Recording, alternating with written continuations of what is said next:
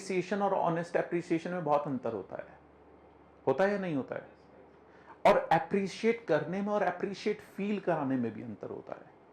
तो our objective is not appreciating people, our objective is to make people feel appreciated.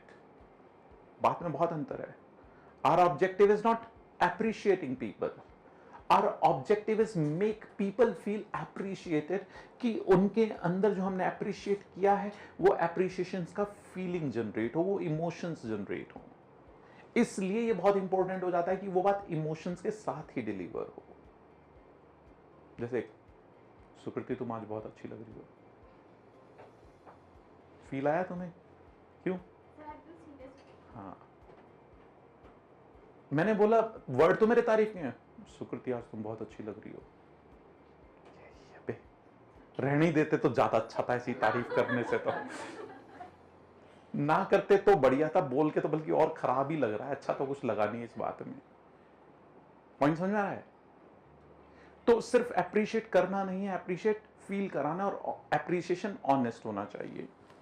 Sachin, आपको प्रियांशु की तारीफ करनी है, क्या करोगे? प्रियांशु की तारीफ करो, और जो तारीफ तुम्हारी सचिन करेगा वही तारीफ, बदलोगे नहीं तारीफ, वही तारीफ तुम्हें अनिल की करनी है। अनिल जो तारीफ तुम्हारी प्रियांशु करेगा वही तारीफ तुम्हें विष्णु की करनी है।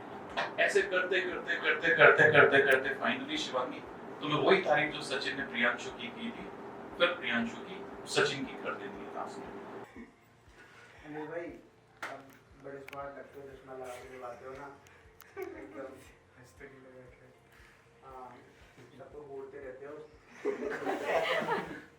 और कभी और बहुत हंसते हो और कभी दांत नहीं दिखाते। हाँ, ये तारीफ आगे सर।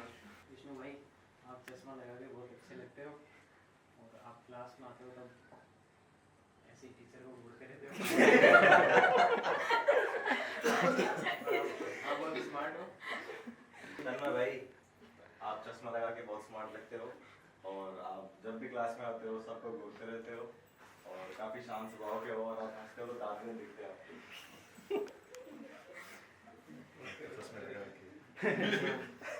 विक्टर भाई, आप चश्मा लगा के बहुत स्मार्ट लगते हो, और आप हंसते हो तो दांत नहीं दिखाते, और आप सबको बहुत ऑब्जर्व करते हो और बोलते हो क्लास के।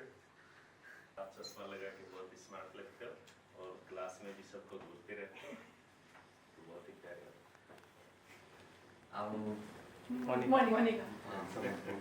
मोनिका, आप चश्मा लगाते हो, आप चश्मा लगाते बहुत अच्छे लगते हो, आप सबको ढूंढते रहते हो।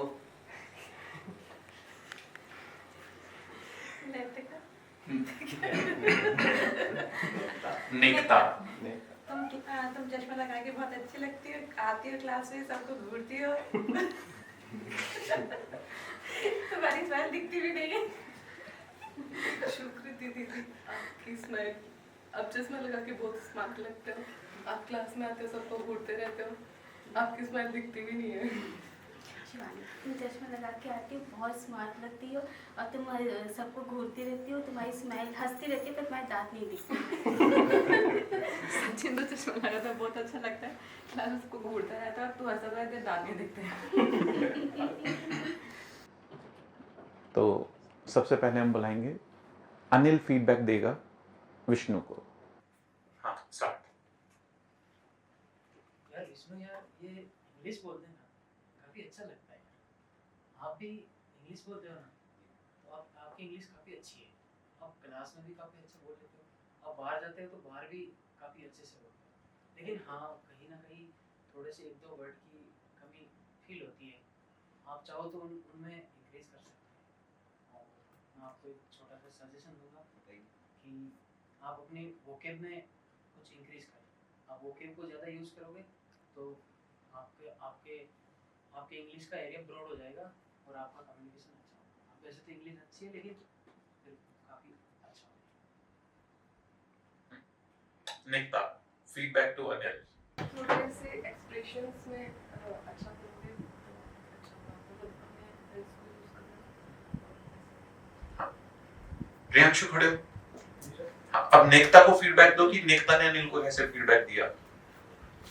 सही से दिया क्या? सारी स्टेप फॉलो की क्या नेक्ता ने? मतलब ये इनको ही बता रही थी विष्णु को।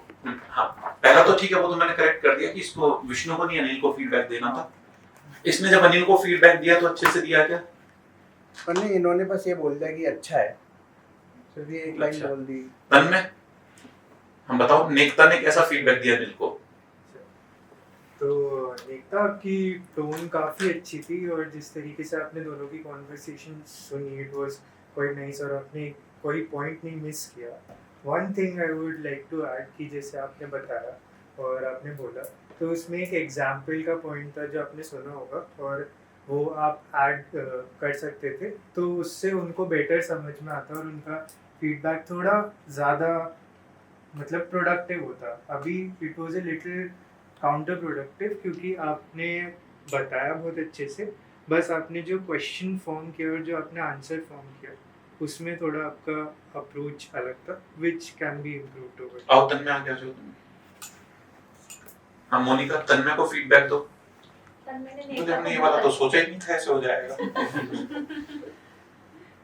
तन्मय ने नेक्ता को बहुत अच्छा फीडबैक दिया, उसमें तन्मय ने इसको अप्रिशिएट करा। उसने बोला कि तुम में कॉन्फिडेंस है, तुम कर सकती हो और तुम्हें कैसे करना है वो भी समझाया कि यू कैन डू इट, कि दिस इज द वे। सो इन्होंने पूरे तीनों चीजें कवर अप करके और नेक्ता को पूरा फीडबैक दिया। ओके, तन्मय ऐसा किया था तुमने जो मोनिका ने बोला? आप थोड़ा कॉन्फिडेंस वाला पार्ट में और अब प्रॉपर फीडबैक दो विष्णु को। आप सेम जो अनिल ने किया था, अगर वही टास्क तन्मय के पास होती कि इंग्लिश अच्छा है आपका, वोकैब इंप्रूव करना है, तो अगर पूरे स्टेप्स को फॉलो करके आप विष्णु को फीडबैक देगा तन्मय, तो क्या फीडबैक होगा?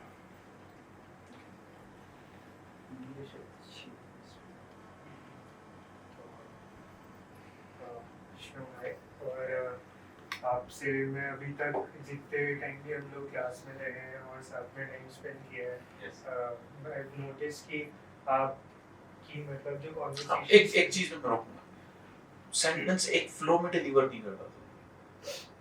और लंबे सेंटेंसेस तो जाते थे, उनको बहुत लंबे टाइम तक वही रोल घुमाता है।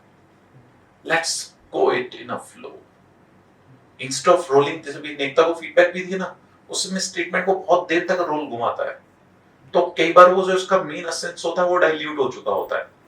और जैसे मुझसे पूछोगे ना मैंने क्यों बुलाया था, मुझे एट द एंड तो समझ में भी नहीं आया कि तुम आखिर नेक्ता डिलीवर क्या करना चाह रहे थे। स्टार्टेड वेल, स्टार्ट में बहुत अच्छा गया, लेकिन एंड में जाके पता है कई बार हमें लगता है ज्यादा देर बोलना अच्छा होता है, तो कई बार फिर हमें लगता है ना मतलब छोटा समय खत्म हो गया तो हम उसमें कुछ ना कुछ और ऐड करने की कोशिश करते चले जाते हैं, और कई बार उसमें वो अनवांटेड एडिशंस हो जाते हैं, तो वो कई बार अनवांटेड एडिशंस प्रॉब्लम कर सकते हैं। ठीक है जी, हाँ स्टेटमेंट फ्लो में आएगा। तो विष्णु जितने टाइम भी हम क्लास में रहे हैं, नोटिस कि आप इंग्लिश में ही बात करते हैं and you been trying to improve your spoken communication and it is like आपका एंथुसियाज्म देख के काफी अच्छा फील होता है। सुनो हम यहाँ पे ना समझना किस तरह से होता है एक्सप्रेशंस और इमोशंस। अभी क्या हो रहा था, मैं वर्ड डिलीवर्स हो रहे हैं, इस एप्रिशिएशन में इमोशंस डिलीवर नहीं हो रहे। इमोशंस आपके एक्सप्रेशन में आते हैं। आए विष्णु, क्या हाल है बड़ी? ग्रेट। तो एक बात बताऊं यार तेरे बारे में तुझे, मैं ध्यान करता हूँ जब मैं खुद इंग्लिश सीख रहा था ना तो मैं बहुत स्ट्रगल करता था, और अभी 4-5 दिन ही हुए हम दोनों को क्लास में साथ में, लेकिन यार जो तेरे इंग्लिश का स्टाइल है ना, दैट्स रियली आउटस्टैंडिंग। जो तेरा टोन ऑफ वॉइस है ये तो बहुत ही अमेजिंग है, मतलब एक डीप वॉइस साउंड करता है जब भी तू बोलता है। और जब टीम को पूरे को लोगों को साथ लेकर उनके साथ जेलअप होकर जो लर्निंग एटीट्यूड भी है ना, दैट्स आल्सो फैंटास्टिक। मतलब I am really big fan of yours in that way. पता है इसके साथ एक चीज और मैंने नोटिस की है, if you don't mind can I share with you? मैंने देखा है कभी-कभी वर्ड्स में कहीं फंबल हो जाता है, फ्लुएंसी तेरी पूरी आ रही होती है भाई, लेकिन कहीं कुछ वर्ड्स में अटक जाता है। तो मुझे लगता है कि अगर थोड़ा सा वोकैब पे काम करेगा ना तो then your English is going to be wrong, then you're really going to be an amazing speaker in English. इसके लिए 2-3 चीजें और हैं।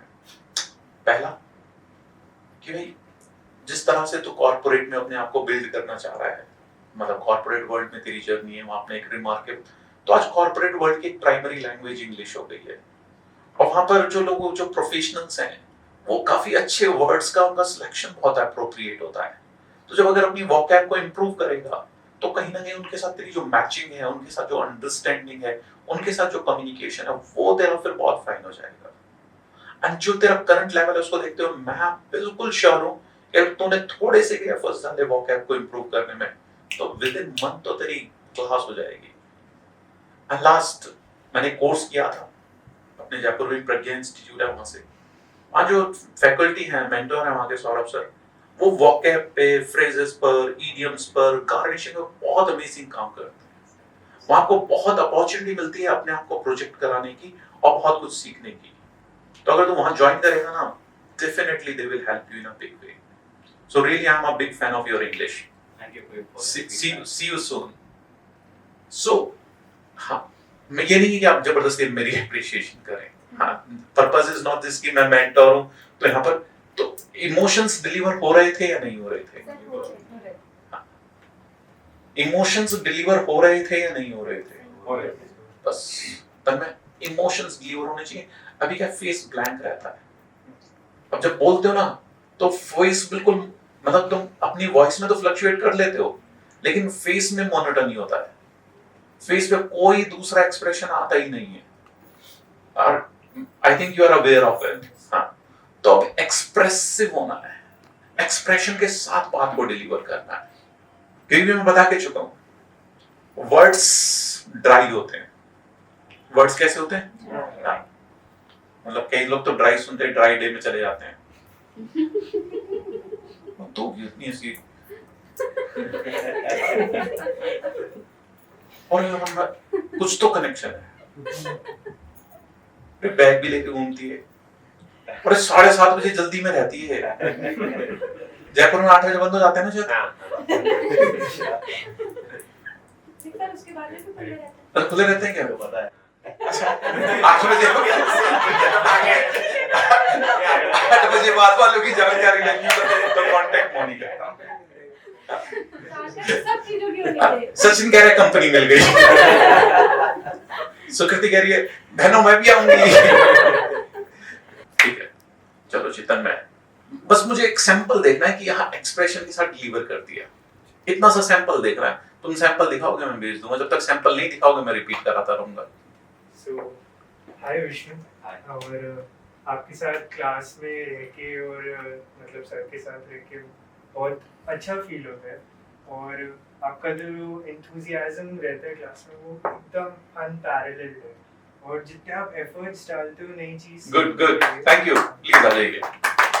ये जो आया ना ये बेटर है, ये अप्रोच बेटर है। फेस की मोनोटोनी खत्म करनी है। Thank you नेक्ता।